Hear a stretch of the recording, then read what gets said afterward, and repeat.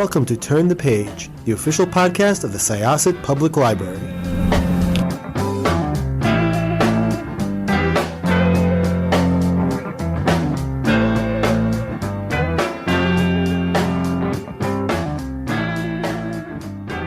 Hi, this is Jessica with Syosset Library's Turn the Page podcast, and I am here with author Karen Rose to talk about Cold-Blooded Liar, which was a really good mystery and a bit of romance as well. I loved the characters. I loved the story.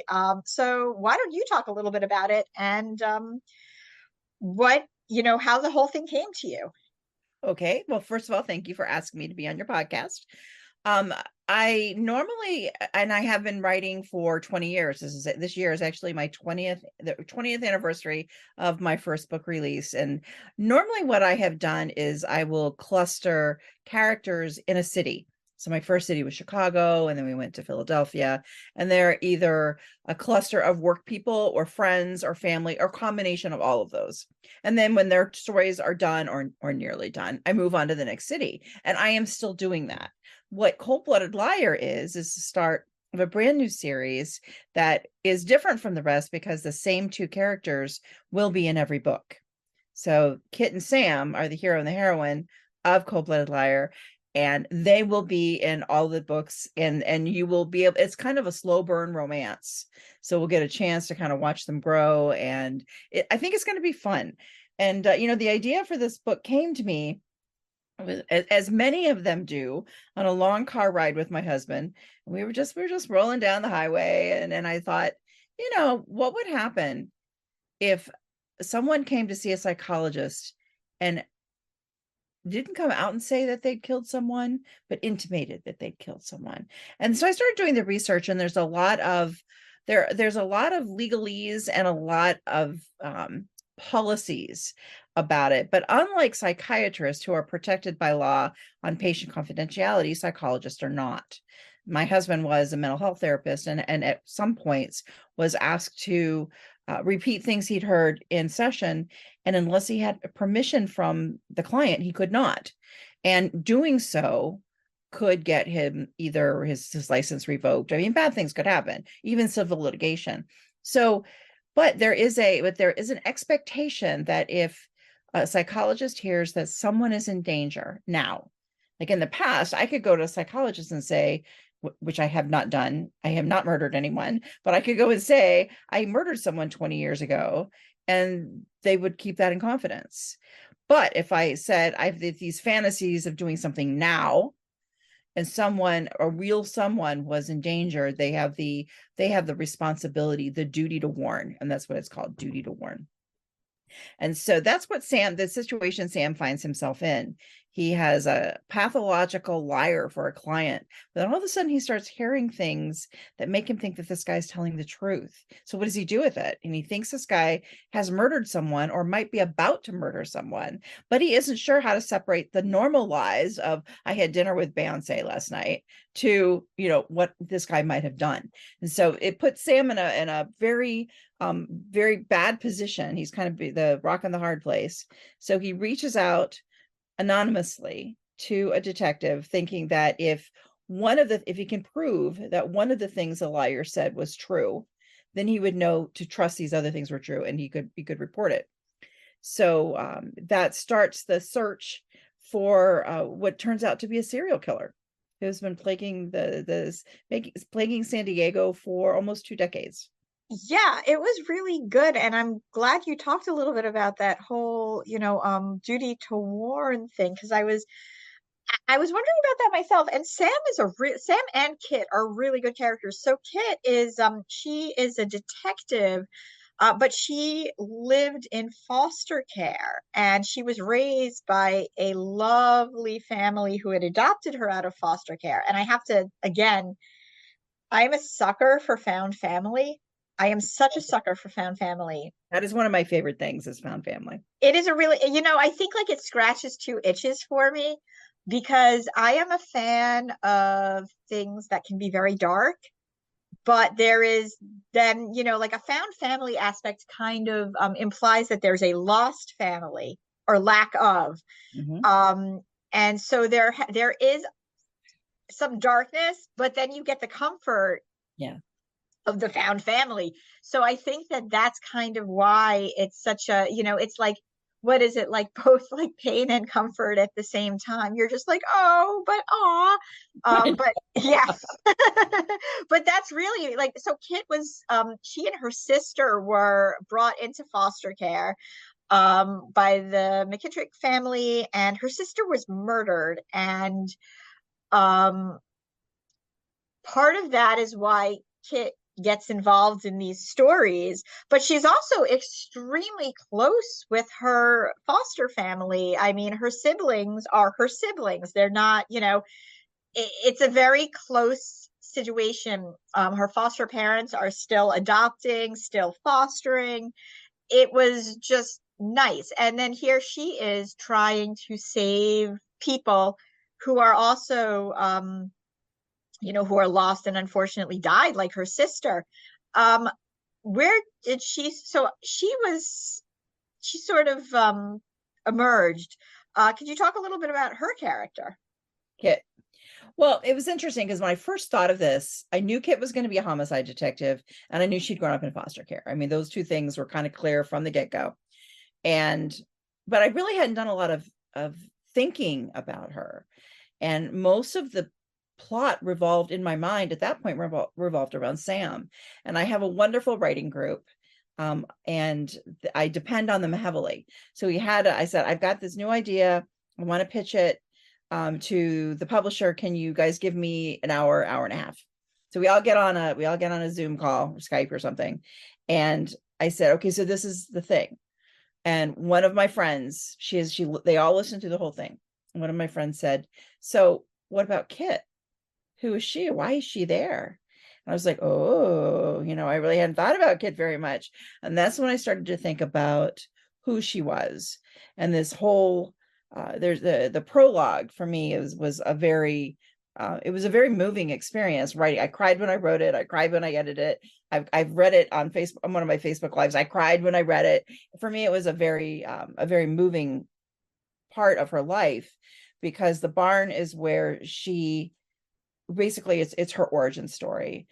Kit she's prickly. She's been bounced around in foster care until she ends up with the McKittricks.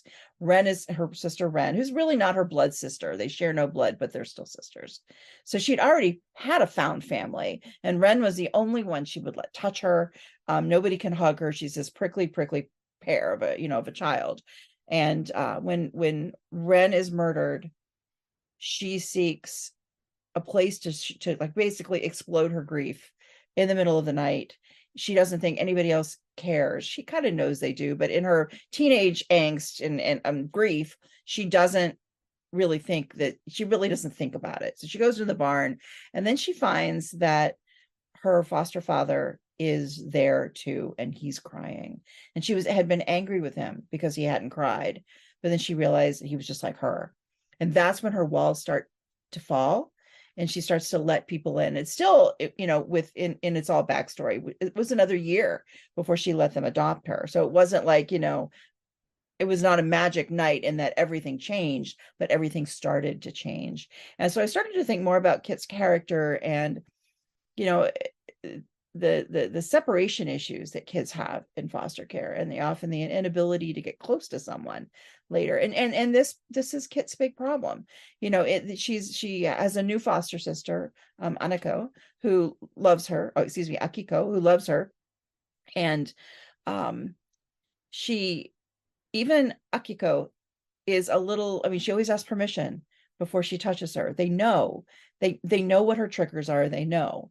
And her family respects that, and because they all understand, they've all come from a similar place. So this found family really makes Kit who she is. And during the times of the year when it's the anniversary of Ren's death, she works herself into the ground, basically. And so it's also a commentary on how people deal with grief, and how grief doesn't stop after when the funeral's over. Grief goes on, and in Kit's case, it goes on forever. She will always grieve her sister, but she has found ways to cope, and working too hard is one of those ways. And she's going to find out it's one of the least healthy ways to do it. Yeah, without a doubt. And I really just like I enjoyed her dynamic with Sam. Sam was he was so kind Yes. and Because I very, thought that yeah. ultimate, that was like the emotion. He's sincere and kind, and I just fell in love with him, and I want him to be happy.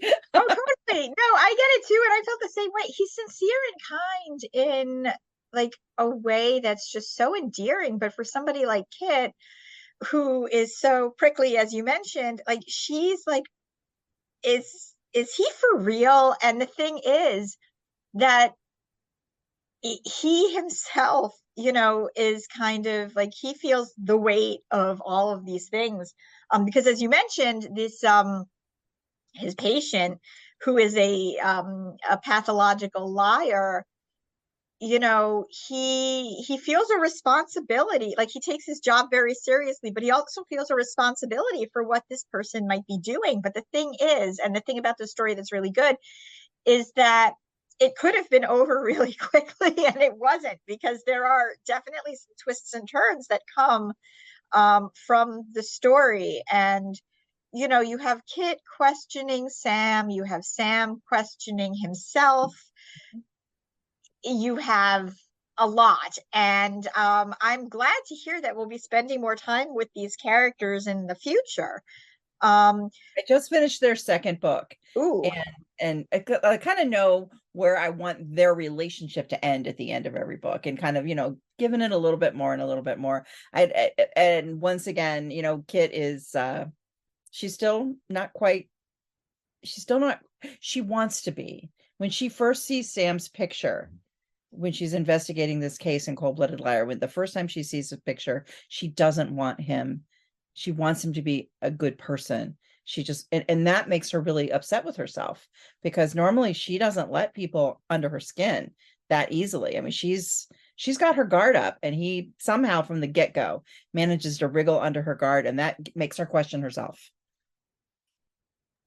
for sure. So I do have to ask, especially with the foster situation, did you talk to a lot of foster kids? Did you have you had any experience, or how did you sort of put just the whole family together? Well, I was actually a school teacher for a while, and several of my students were foster kids. So, and I know one of them, more than one, I think, but I can remember one, and I can see her face. She spent most of her life in foster care. She'd ended up with this wonderful family when she was in high school, and that's when I met her, when she was one of my students in high school. And by the end of maybe it was her junior or senior year, they had fully adopted her. And the change in this child it was a beautiful thing to see. There was acceptance, there was permanence, in a life that it had none, and she wasn't what I would call a prickly person, but she definitely had reservations. There was still hope in her. There was still hope that she would find that place where she belonged. And these people took her, and they adopted her. And the thing I think that blew her mind away was that they hadn't had to do that. She was going to age out of the system very soon.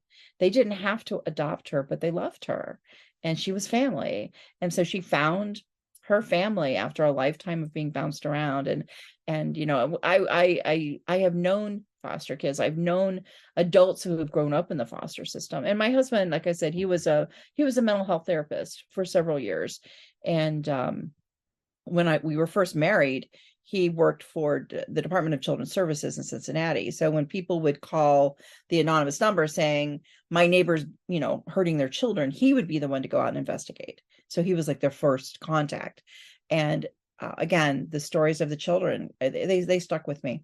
So it was a lot of that, some research, I usually, when I have a character, I usually draw from a lot of different places, sometimes online, sometimes things I've heard, sometimes people I know. And the crime itself, I don't want to talk too much about like there's a pattern with certain things that happen, and these are crimes against young girls, Yeah. which obviously again sort of ticks one of Kit's, memories, because this was around the age her sister was killed. And there's a pattern of behavior that leads people to think that this is a homicide, a serial killer. We know it's a homicide because that's very clear. It's but I'm so when you were sort of putting that together, how did you sort of know where to drop the plot points? Well, see, this is the thing about writing and about writing suspenses. And so I'm going to step back a minute and give a little bit of my own backstory. I was an engineer, and people will always say, engineer to writer, how does that happen? But there's a lot of logic that's a crossover, and especially when you're writing a suspense. You want to make sure that you keep the reader guessing, but at the same time, it's kind of a cheat. Well, it is a cheat if you get to the end and it's like somebody you've never met, somebody that's never popped up on the page, somebody that's a complete and total surprise. And I always felt a little cheated when I would read books and that would happen. So I said, I'm never going to do that. When I first started writing, I didn't write suspense. I wrote women's fiction. And this was way back before I was published. My first agent said, you have a suspenseful voice. Have you ever considered writing suspense? And I hadn't. So what I did, and I will get to the answer to your question in a minute, but what I did, because I was an engineer, I was like, how do they drop the clues? How does this work? And I said, what I'm going to do is I'm going to pick a book where I didn't guess the ending, because I always guessed. That's what's kind of the game. You watch a movie, you read a book. I can name that killer in 5 pages, and I picked the book that has shocked me, where you had that kind of Sixth Sense ending. It was like, I knew he was alive. That mother was alive, but he was talking to that mother, and he really wasn't. The whole Bruce Willis thing.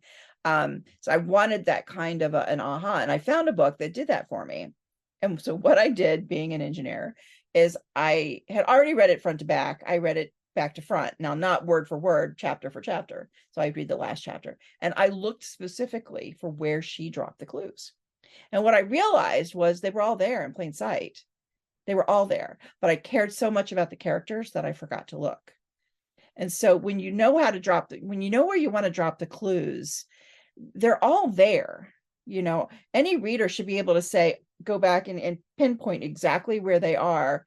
They shouldn't be a huge surprise, but if you make them care enough about the characters, they're not looking for where you drop the clues. So to answer your question, I just tell the story on how they find each clue the way it makes sense to me.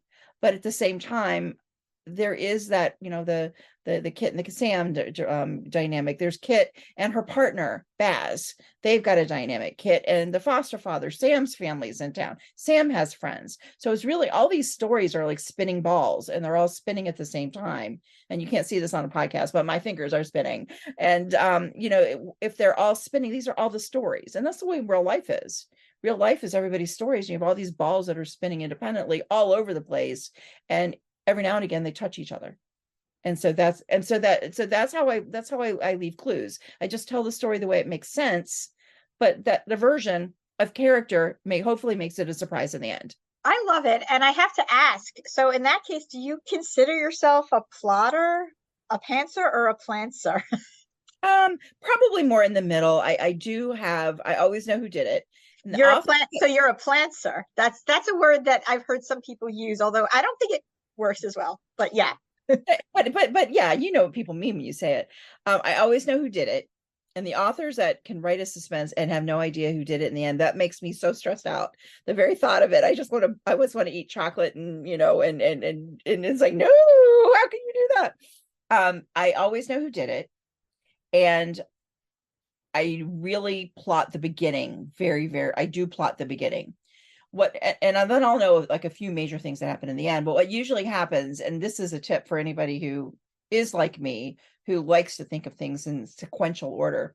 What normally happens is I get about 2/3 of the way through the book, and I think I'm about to start my 30th. This has happened on almost every single book. So by this point, I kind of know when I get there, and I know what I have to do. I still fight myself, but I know what I have to do. I take a pack of Post-it notes and I write on the first one, the killer is caught. And then I say, for that to happen, this has to happen. And for that to happen, this has to happen. And I walk myself backwards until I get to the point where I got stuck. And then I have a very tightly plotted end for the last third. And I just write each Post-it note until I get to the killer is caught. And so that's what I do. So I would say that I'm sometimes a plotter, and then I kind of pants it in the middle, and then at the end I plot again. Thank you so much. This was a pleasure. Cold-Blooded Liar is great. You should definitely check it out. I'm really happy to hear that we will be seeing Sam and Kit more, and that it's going to be a slow burn. That's really great. I would very much like to thank Karen Rose for being on Turn the Page podcast, and read this book. You'll love it. Once again, this is Jessica with Syosset Public Library. Our guest today was Karen Rose, and thank you for inviting me. I hope you enjoy Kit and Sam. Oh, so much. And we are going to close this chapter of Turn the Page. It's time to close this chapter of Turn the Page. Join us for the next episode.